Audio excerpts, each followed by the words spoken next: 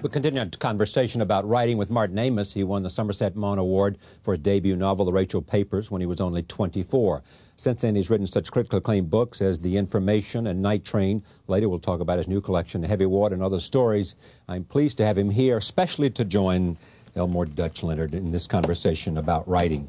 You said to me during the break that you were sent to interview Martin. No, it's the other way around. Yeah. Martin was sent to interview you. And what happened? I interviewed him. Yes. Actually, it turned into more than that. We had an adult exchange of views. Yeah. An adult exchange of views. Yeah. In contrast to what? A juvenile exchange of views? Yes, indeed. In front of an audience in Los Angeles. Yeah.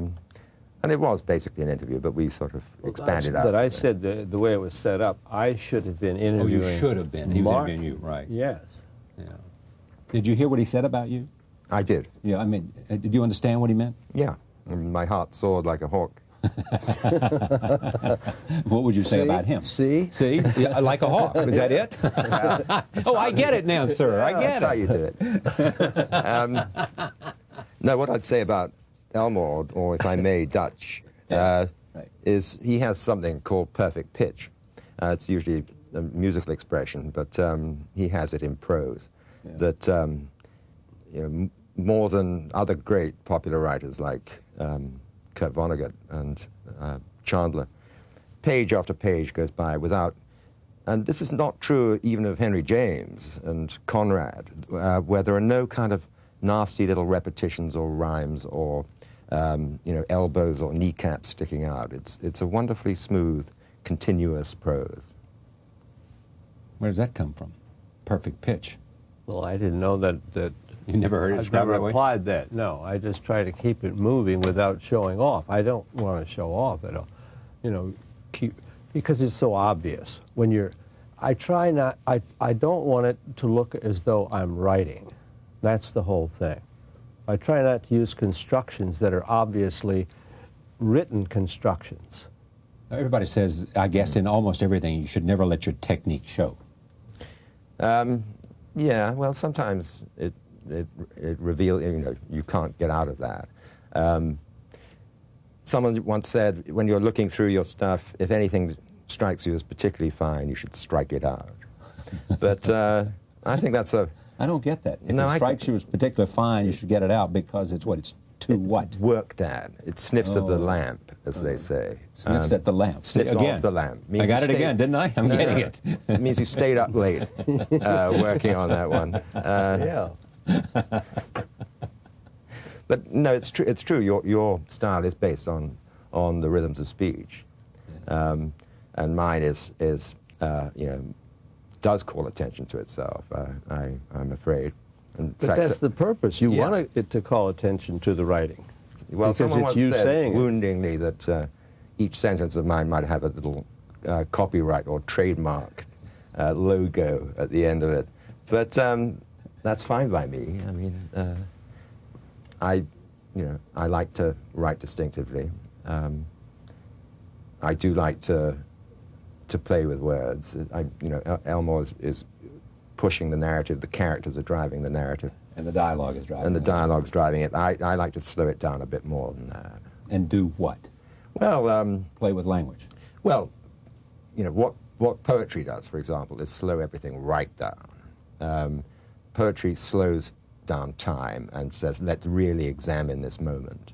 Now, you'd bore everyone blind if you tried to do that with prose. But there are degrees, and, you know, I'm tending a bit more towards that. I want people to just slow down and enjoy the sentences. You scorn plot and character at your peril, and of course I'm interested in that too. But I do tend towards the sort of ornate. Are you interested in poetry? Yeah, very.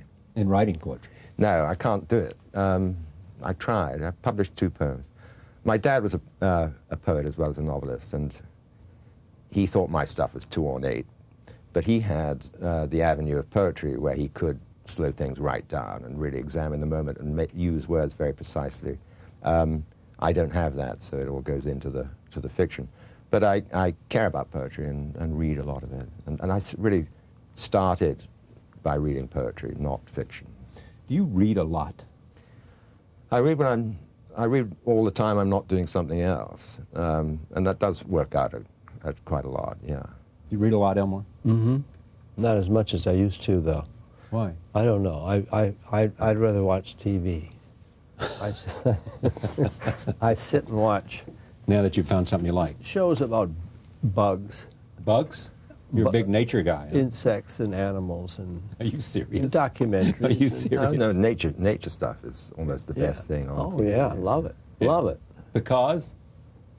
Because Yeah, because why? well, well, you see how much alike we are, and to take a couple of little beetles, or take a couple of Cape buffalo, you know, and the two guys are smashing their horns against each other, and the girl buffalo's over there waiting to see who's going to come over, you Come know, over the and bacon. make out.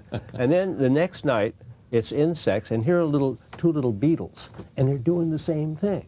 They're doing exactly the same thing with their little pincers, and the little girl beetle's over here waiting. Yeah. And we're doing the same thing in singles bars or whatever, but perhaps we do it in a different way. What's the worst thing about growing older? That's an awfully big subject. Have you thought about this? Getting closer to death, Really? I think, It is up there, can you say?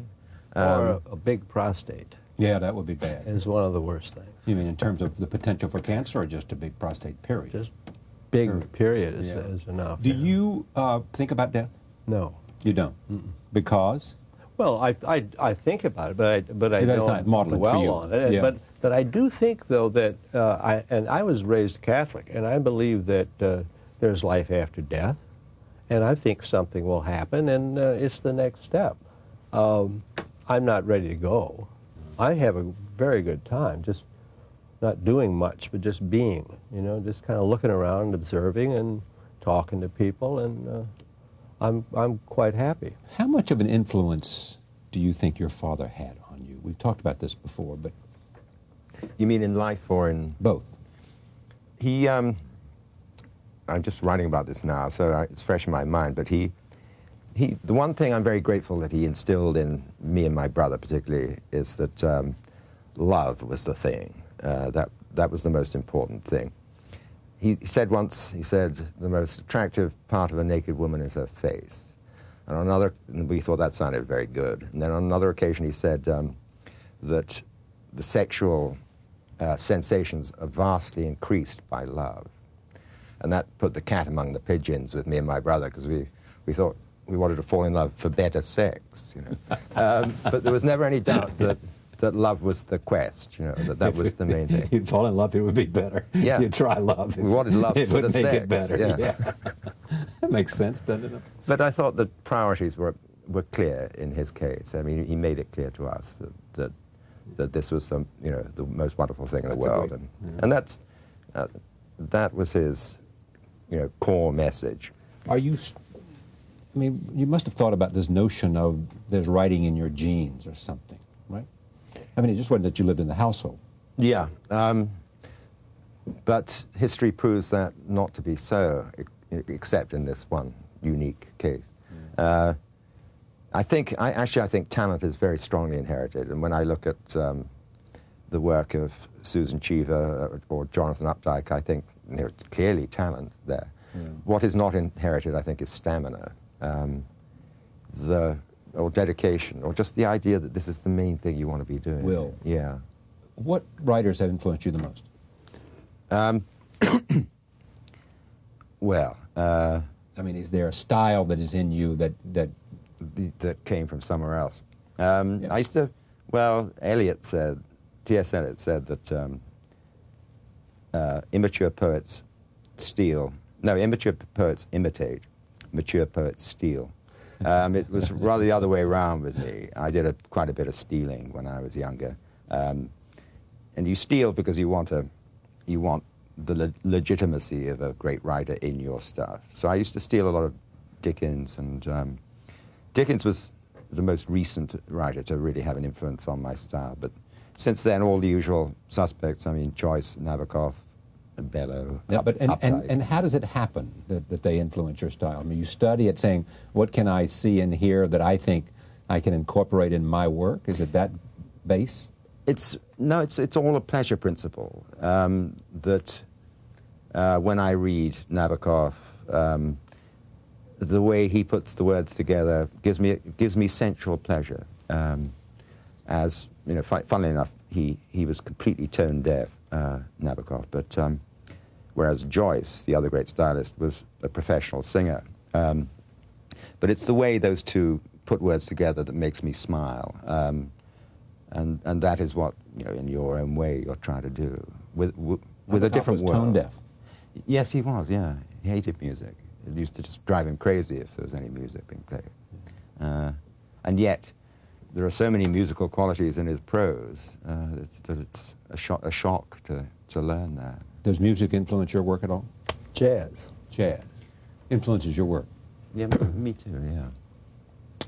Dizzy Gillespie, for example, seeing Dizzy Gillespie live. The last time I saw him was perhaps a year before he died. I felt I wanted to go home and write the things that he was doing, you know, and wondering where is he going to go with that? And as it was, and can you, in a sense, as you said, a typewriter or however you write, well, I don't use it or with your hands. Yeah. Is that how you do it? And can you feel it? Huh? A pen? No, I don't feel it. No, I don't feel. No. I mean, can you feel the sense of the beat in jazz so that it gives you some structure you want to? I literally go from your ear into your yeah, I feel hand. a sense of rhythm. Yeah. Yeah. And well, jazz is a popular a popular form that created in America, and like science fiction, and like the kind of novels that Elmore writes. It is said that your writing reflects an American influence. Yeah, no doubt about that. Where is that from? From my reading, really. But I spent a year in America as a kid, and you were talking earlier with Elmore about the ear, and I think I would have not been so confident trying to find the American rhythm, the American voice, without that year in Princeton. You wouldn't have been as confident. No. I don't think I'd have even attempted it, perhaps, if I hadn't had that year. Because as a child, you know, if American had been a different language, I would have learnt it as a 9-year-old. But I did learn it, perhaps, in that year when I was a kid. And then I found myself in my 20s reading the Americans and not the Brits. And then eventually I plucked up the courage to sort of, as it were, bring myself fictionally to America in the novel Money. And since then, every novel I've written has had a kind of American aspect to it, or set in America, or narrated by an American. It's the language center, which is what England used to be. Language center meaning? Meaning this is where the language is really being stoked and cooked. The contribution from so many different ethnicities and cultures makes it the richest language. American is now the richer language, richer than English, than Brit English, I think. How are you influenced by public events around you? I mean, the notion of what's going on around you in the country.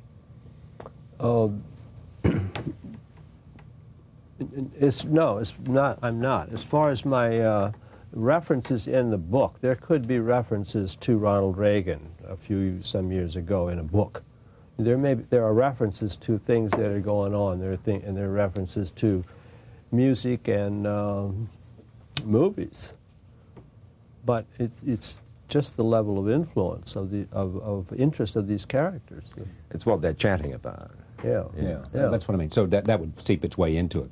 Because sure. That would seep. But I'm not worried about dating.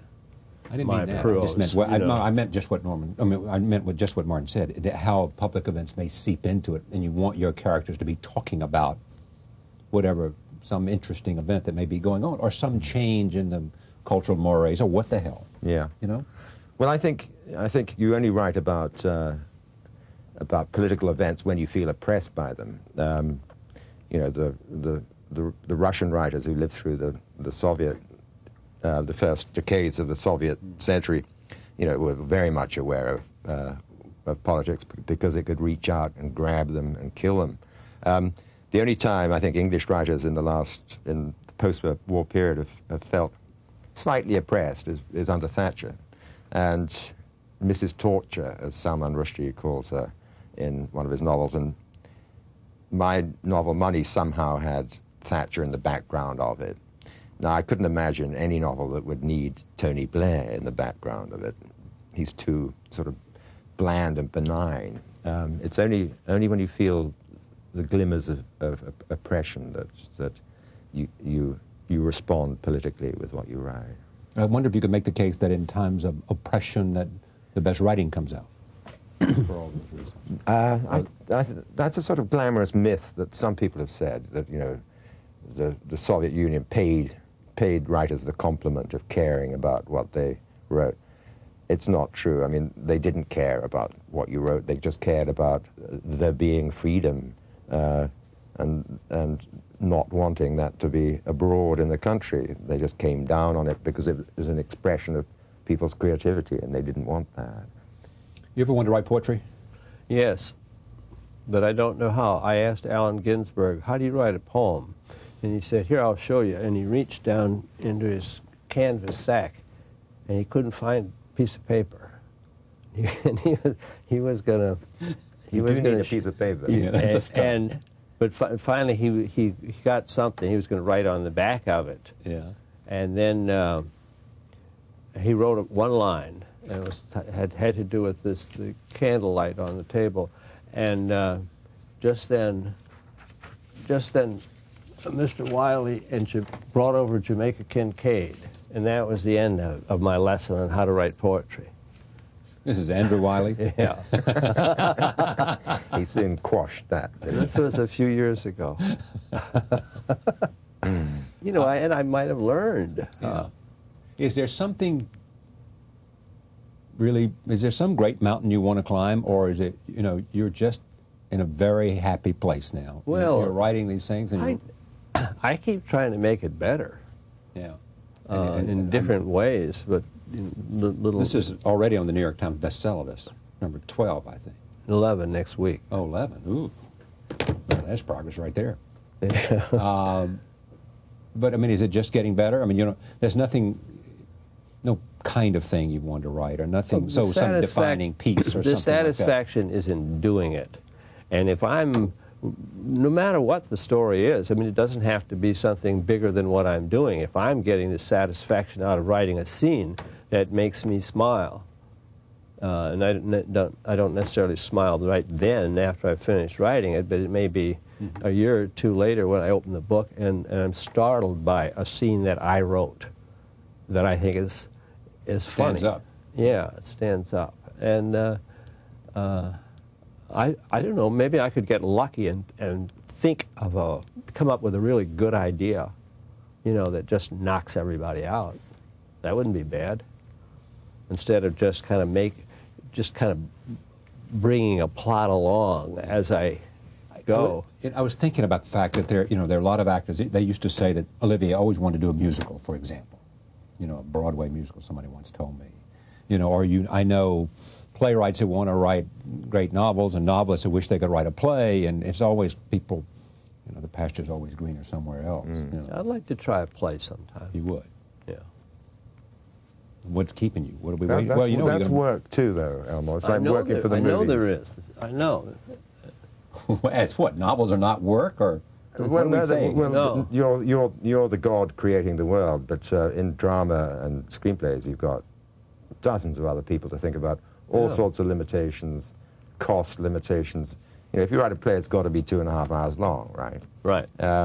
Ditto with a movie, you know, 100 minutes. But you're an employee when you're writing a screenplay, and you don't want to be an employee. That's why you write books. Yeah. So you don't want to be an employee. No. You like and it is work. I don't think of writing a book as work. It's hard. But it's not work. But it's not work. It never felt more than a part-time job, and a very pleasant one. Really? But the thing is, you know, looking when we think about the future, you write till you drop. I mean, that's the deal. There's no golfing period in a writer's life. It is golfing period. There's no Florida. There's no retirement. There's no pottering around the garden. There's no Sun City somewhere. No.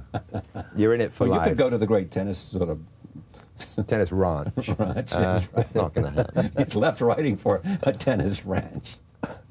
You can't retire. Because?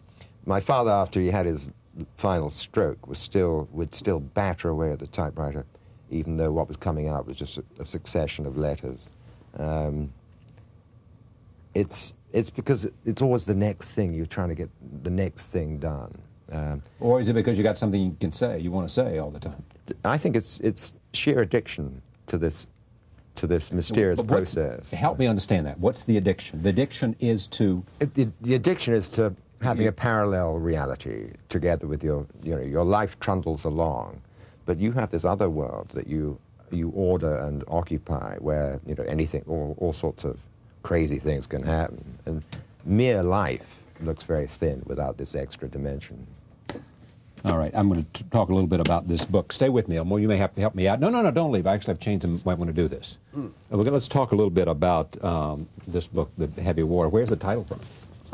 This is a collection of your short stories. It's a rather misleading title because heavy water is a constituent of nuclear weapons. And, yeah, of course it is. Yeah, I knew that. But the story that refers to, heavy water, stands for gin.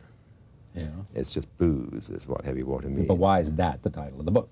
I thought it was of had the a nice stories. ring to it? It had a kind of ring, yeah. If I read through these, would they anyway give me some sense about you, a trace through your life that a touchstone with I think where you are and came from? All fiction is tremendously revealing of the author. Even the most sort of remote fantasy is telling you a very great deal about the author's mind. It's the true biography of your mind.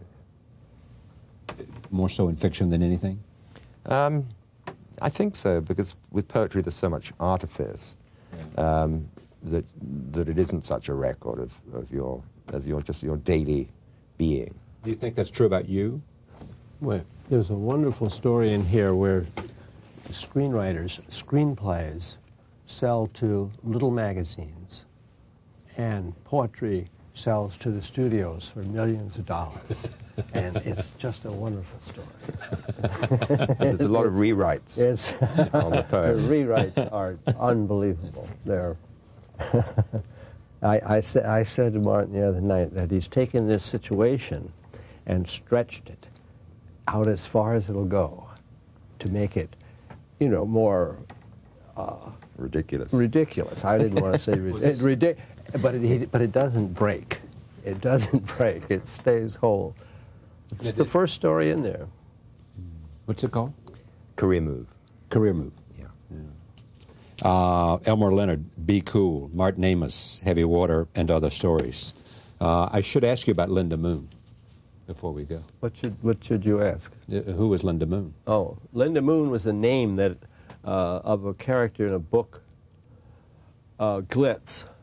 And I liked the name, and I wanted to use the name again, but Lorimar bought Glitz, so they owned Linda Moon. So I have a scene in this book in which that Linda Moon from Glitz meets this Linda Moon, who's performing at a place in Miami, and this Linda Moon says, "God, I love your name, Linda Moon, love it." And the other one from Glitz says, "Take it, I'm not using it anymore. I'm married to this cop, and I've got 4 kids." So that's how I got to use the name again, you see.